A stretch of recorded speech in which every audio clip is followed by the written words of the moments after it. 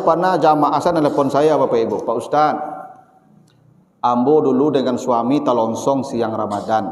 Oh yo, tu baale Pak Ustaz. Oh puasa lah ibu, apa ya puasa 2 bulan berturut-turut. Apa puasa ibu ndak usah, apa saya ibu ndak. Ya. Tapi apa lah mati Ustaz. Ya. Kan bisa begitu tu Pak.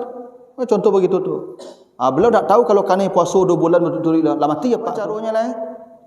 Caranya kalau ada anaknya ya yang bisa gantikan oleh anaknya dulu. Sebab itu kata Nabi, man mata wa alaihi siyam sama anhu waliyuhu. Siapa yang mati dia punya hutang puasa, maka puasakanlah oleh walinya. Kalau tidak ada tu bolehlah diganti lagi makan 60 orang miskin. Cari 60 orang miskin lagi makan masing-masing sehari makan. Itu. Tapi harus diganti puasa dulu. Ini kalau tidak ada, memang tidak mampu, tidak mampu atau tidak ada. Kenapa ibu tidak dibebankan kafarat? Salah satunya ibu ada haid, ini 2 bulan berturut-turut. Tidak mungkin lah ibu yang haid bisa 2 bulan berturut-turut. Itu makanya bapak yang disuruh bayar kafarat. Karena kafarat kau puasa 2 bulan berturut-turut. Mustahil perempuan 2 bulan berturut-turut dong. Ini haid.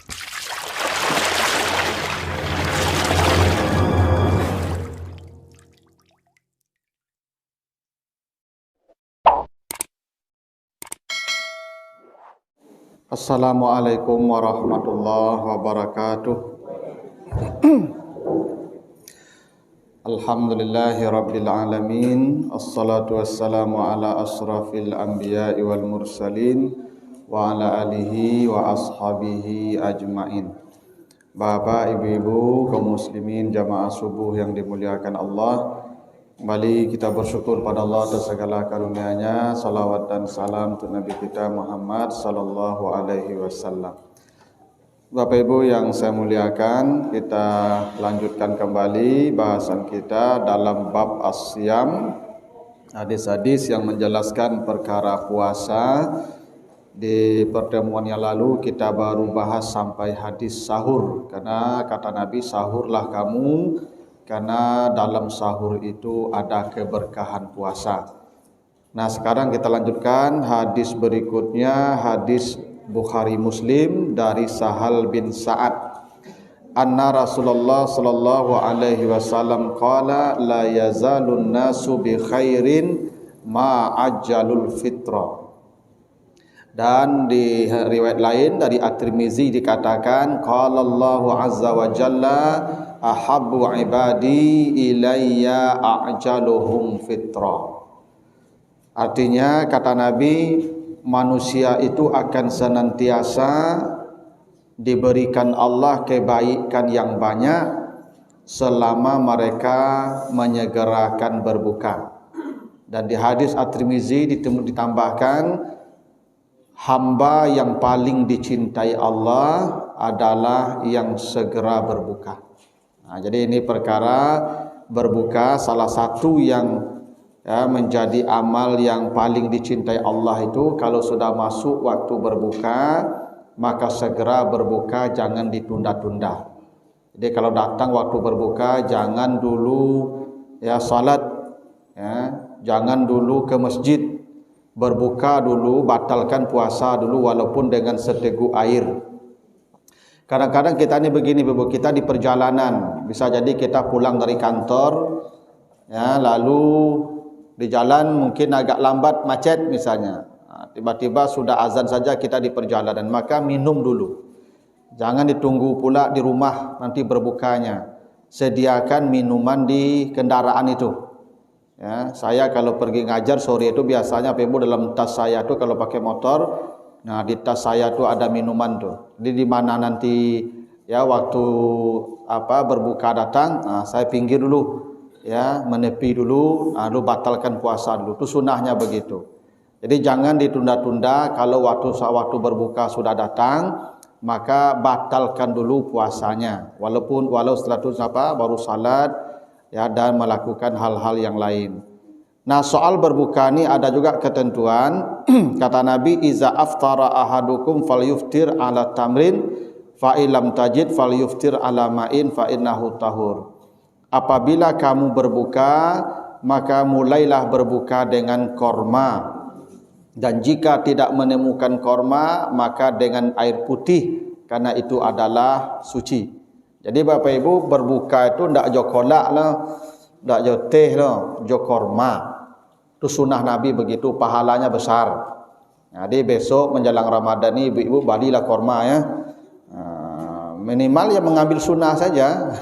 Ambo tak menggali korma aja, dulu ambo kok ustaz kok promosi korma, menggali korma ustaz kan enggak. Ini sunnah Nabi begitu. Kalau kita berbuka itu korma dulu, paksakan makan korma itu walaupun kita tidak biasa lidah kita.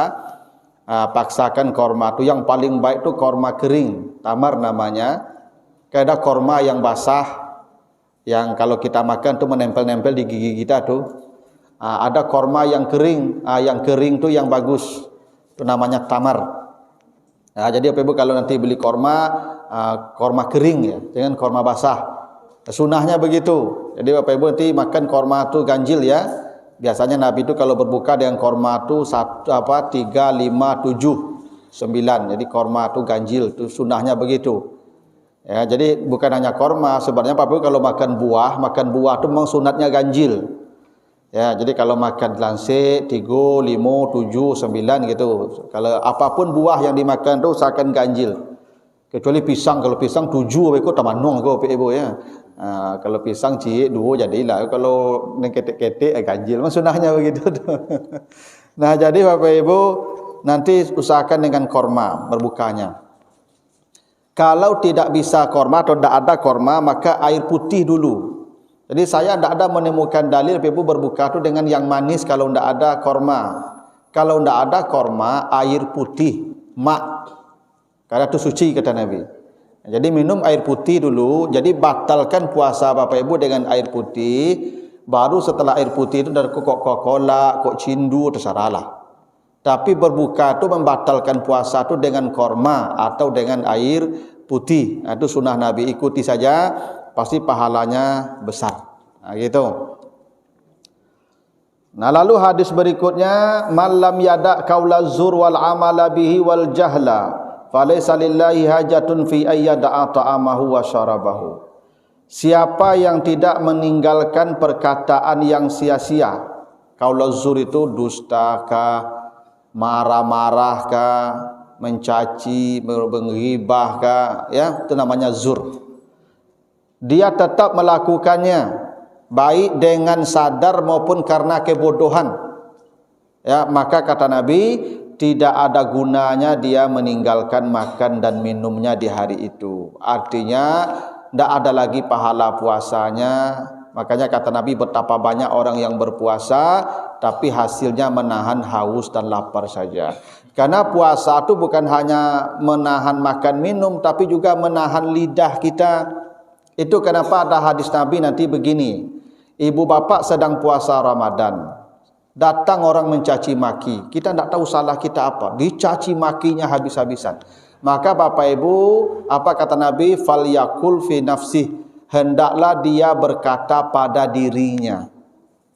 Bukan pada yang mencaci. Berkata pada dirinya yang dicaci tadi. Dia berkata pada dirinya sendiri, inni shaimun, sesungguhnya aku sedang berpuasa. Ibu bapak dicaci maki orang, lalu yang jen banyak cari tuang kau dan puasa gini kau itu pun habis pahala puasa kita. Ya, jangankan akan mencaci balik dia, mengatakan dia dan puasa macam banyak cari tuang leh, itu pun habis pahala puasa kita tu. Ya, makanya perintah Nabi kalau kita dicaci maki orang, katakan pada diri kita, bukan pada diri yang mencaci tadi.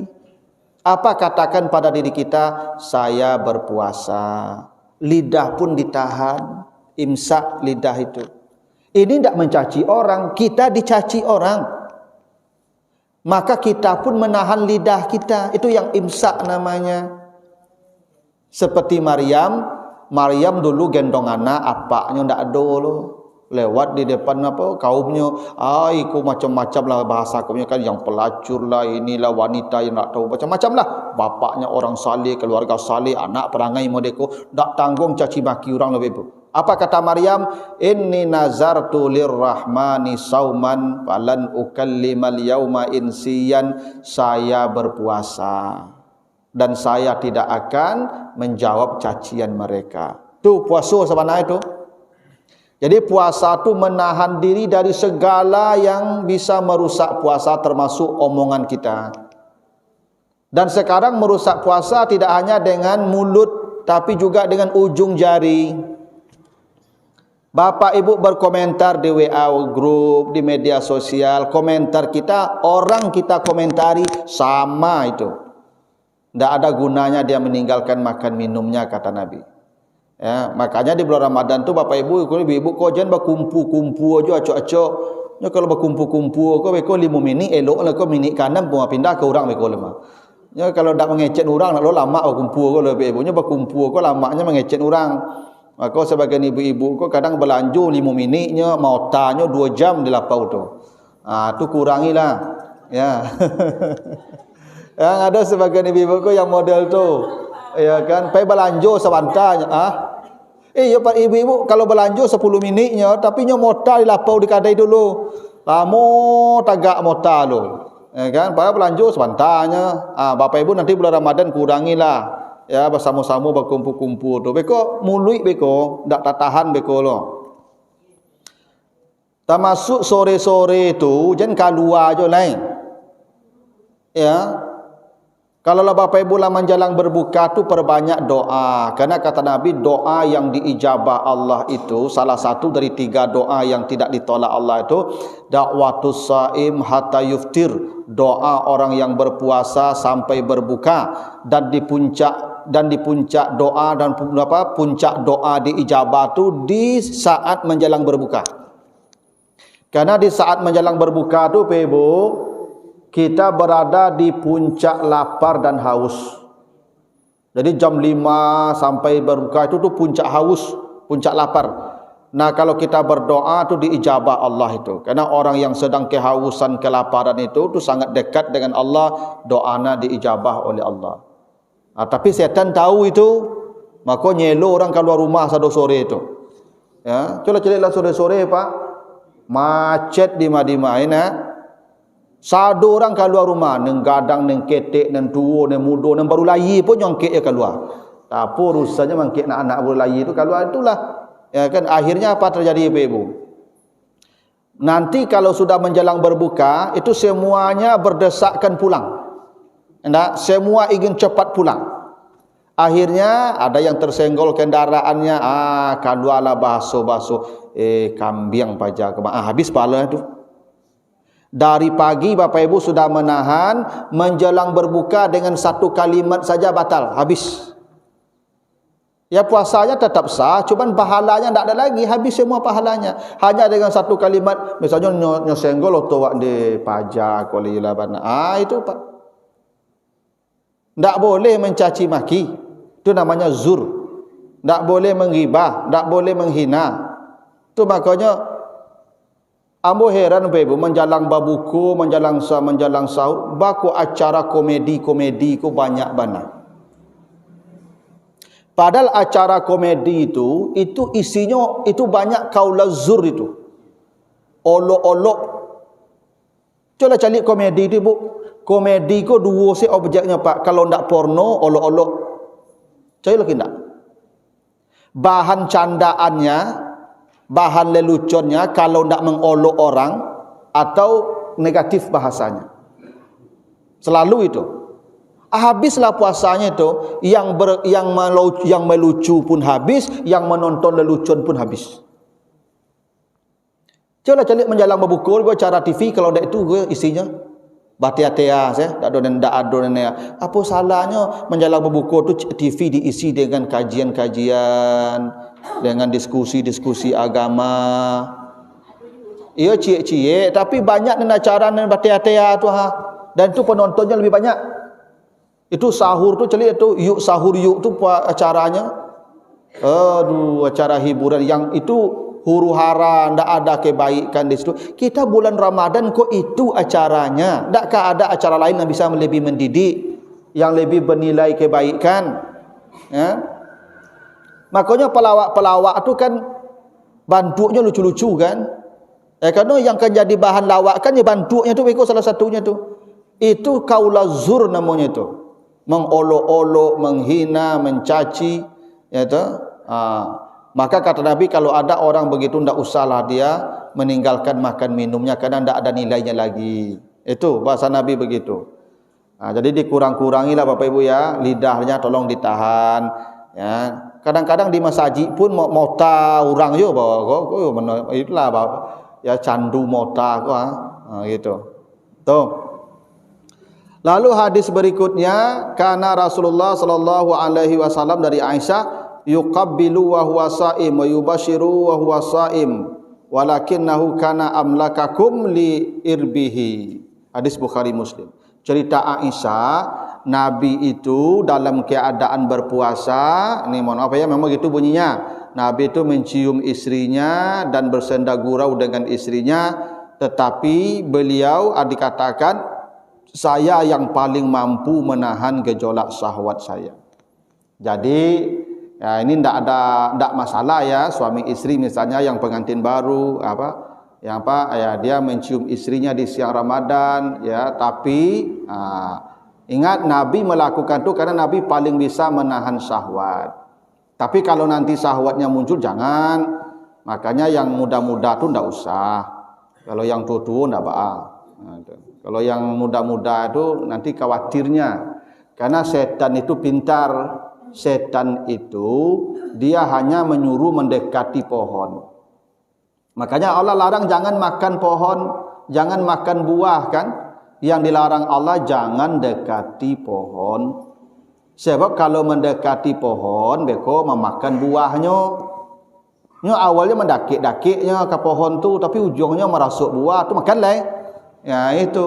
Tu makanya saya sering katakan tu Pak, kan biasanya orang banyak menikah menjelang Ramadan kok. Iyo, banyak.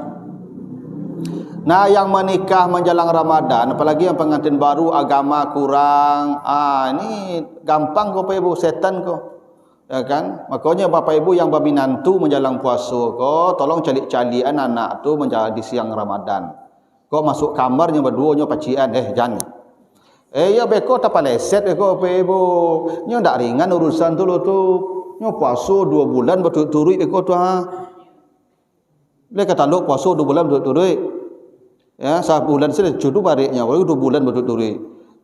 Maka ingiannya, setan tu awalnya mendakik-dakik ke pohonnya Bapak Ibu. Nah, awalnya kau manjik pohon, makan buah lah, selesai. Karena 2 bulan berturut-turut beko. Ya, makanya Abu sering mengatakan tu kalau bisa aja menjelang Ramadan kau menikah, sudah Ramadan mana lah.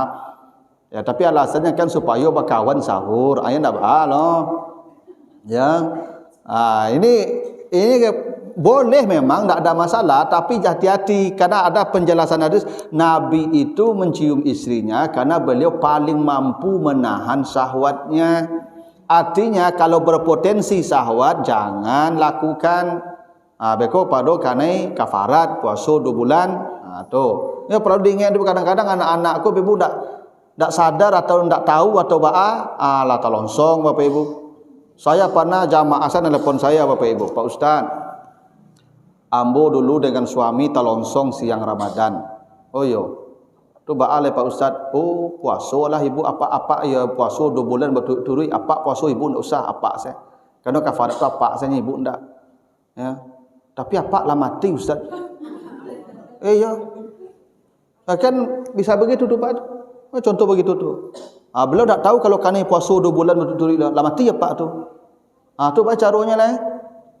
Caranya kalau ada anaknya ya yang bisa gantikan oleh anaknya dulu.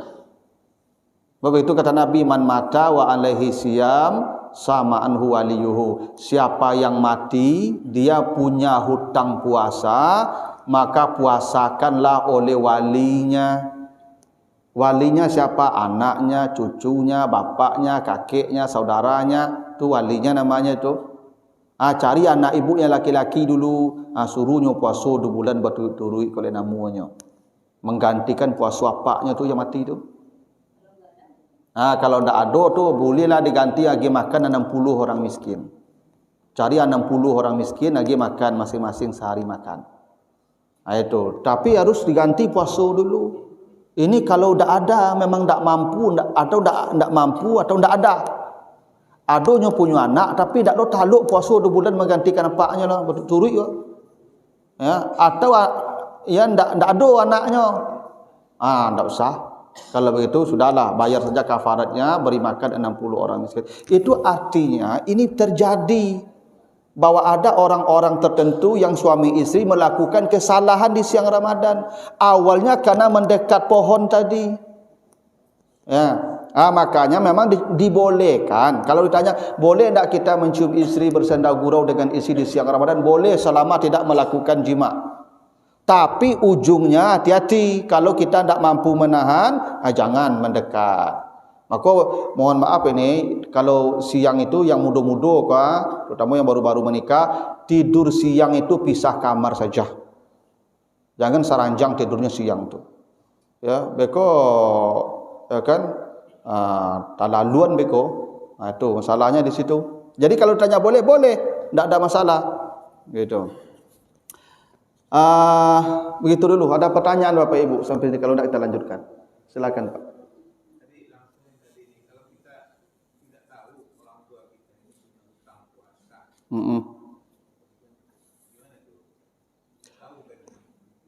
Nah begini, Bapak Ibu tidak tahu kalau beliau punya hutang puasa. Kalau hutang kafarat dia harus 2 bulan berturut-turut Pak ya. Dia tidak bisa dipotong-potong tuh Pak. Hari yang ke-59 batal perulang dari awal beliau. Ya kalau kafarat kan kita tidak tahu Pak. Kalau hutang misalnya begini, kan bisa jadi begini Pak. Bapak ini sakit biasa, demam. Pas awal Ramadan beliau demam, maka boleh beliau makan kan, berbuka. Tapi 2 minggu demam, mati langsung. Ya, mati langsung. Berarti beliau wajib mengqada itu. Tapi lah mati Ustaz, itu sebut walinya tadi mengqadakan. Anaknya mengqadakan. Ini kan sakit biasa, beda dengan sakit permanen. Kalau sakit permanen stroke, fidyah. Ikut demam. Kiranya damam itu membuat mati, anaknya puasakan, atau cucunya, atau saudaranya, gantikan. Ya laki-laki, wali. Kalau ibu misalnya wali ibu siapa? Laki-laki kan? Ya, yang wali ibu yang berhak menikahkan ibu, ayah, kakek, ya, saudara, atau yang wali, anak wali. Itu boleh. Ini persoalannya kita kan tidak tahu Pak. Kalau tidak tahu begini caranya. Apa ibu puasa saja Senin Kamis? Tapi niatkan mengqadakan puasa orang tua kita. Iya. Andai bapak ibu puasa orang tua kita tidak ada hutang, jadi amal kita. Tapi kalau mereka ada hutang, ya untuk mereka. Jadi ibu bapak, ya kalau mungkin bisa jadi ibu tidak ada hutang lah, lalu dah hutang ibu. Tapi orang tua awak mungkin pernah berhutang dan awak tak tahu loh. Maka setiap puasa Senin Kamis itu niatkan mengqadakan puasa mereka. Sengaja aku mengqadakan puasa ayah ibu saya kalau mereka berhutang. Tapi kalau berhutang lunas tu. Tapi kalau mereka tidak berhutang lagi, ke kita sajalah. Jadi amal sunat dia untuk kita. Begitu baiknya Pak. Kalau kita tidak tahu lagi mereka pernah berhutang atau tidak. Itu makanya menjelang mati itu ya bercerita lah juana. Nak dulu ama ada hutang puasa sekian hari nazar dulu lunta bayi. Kan bisa jadi apa bernazar dulu. Lunta bayi sampai ke anak biarnya bayarkan. Atau kafarat dulu seperti apa tadi, antuk-antuk saja lah mati sih kan. Padahal hutang 2 bulan duri itu. Dan itu tak ringan tu ibu. Berat masalahnya tu. Ya, 2 bulan berturut-turutnya ke puasa. Untung ibu kali masih hidup. Kok lah mati ni ibu tu baca doa itu. Ya kan? Dan tu akan banyak terjadi. Tak semua orang paham aturan Pak Ibu. Ya, mungkin dikiranya sama saja dengan siang biasa, siang Ramadan tu. Ya kan? Begitu. Jadi yang tak tahu lagi sudah kita niatkan saja setiap puasa sunat, niatkan mengqadakan puasa mereka. Dan insyaallah dilunasi hutang mereka kalau mereka masih berhutang. Silakan Ibu.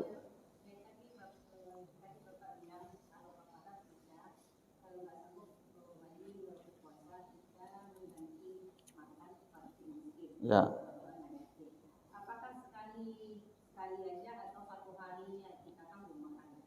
Kata Allah itu, kalau kata Nabi, kalau kafarat itu beri makan 60 orang miskin. Satu, yang diberikan makanan.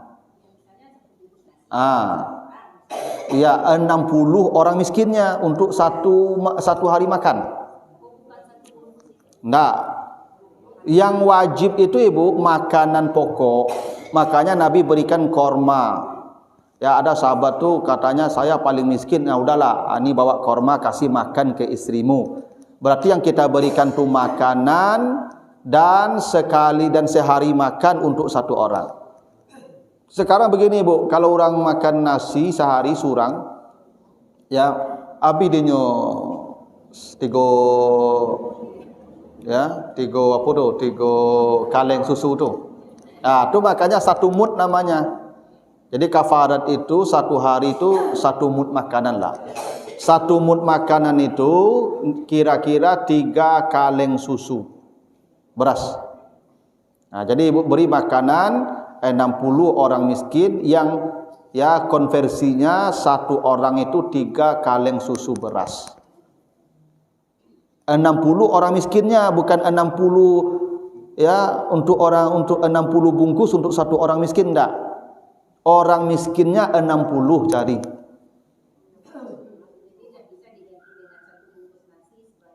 Enggak.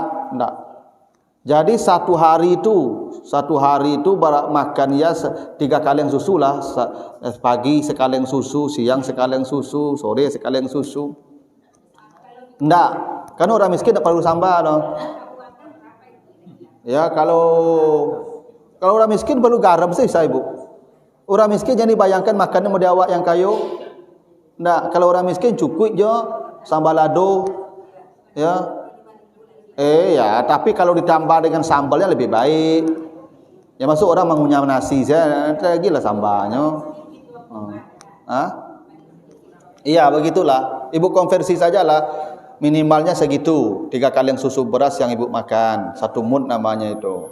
Setiap itu 60 orang miskinnya Ibu. Bukan 60 bungkusnya, bukan 60 paketnya. Ibu mencari 60 orang miskin, tak boleh sama orang miskinnya. Ya. Ini hukuman supaya tak dianggap sepele itu.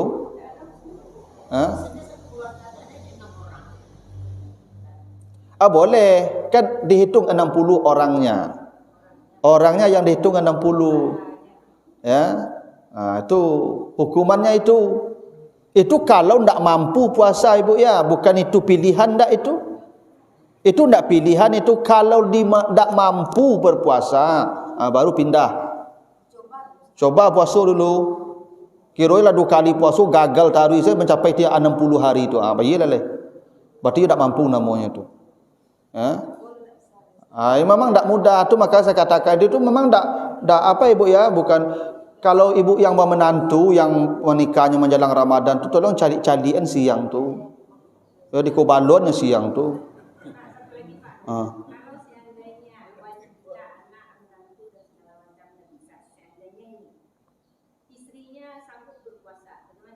Enggak, kafarat tu suami. Ini wali. Istrinya enggak wali. Yang wajib kafarat tu suami Ibu ya, istri enggak. Walaupun berdua pakai rajo.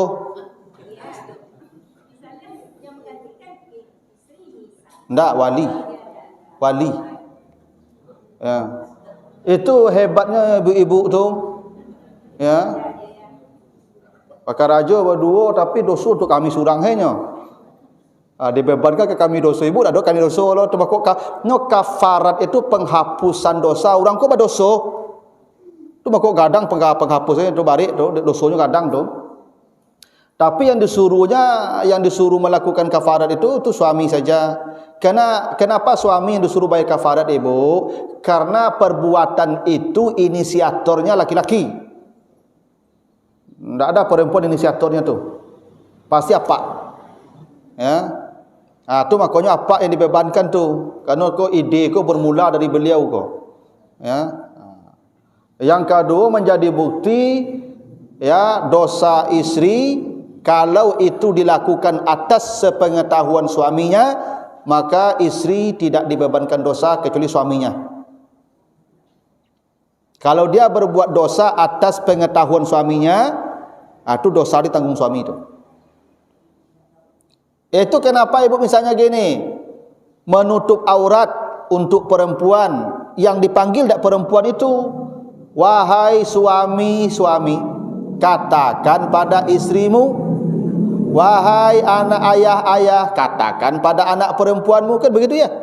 Kulli azwajika wa banatika, katakan pada istrimu, berarti suami itu. Katakan pada anak gadismu, berarti ayahnya tu.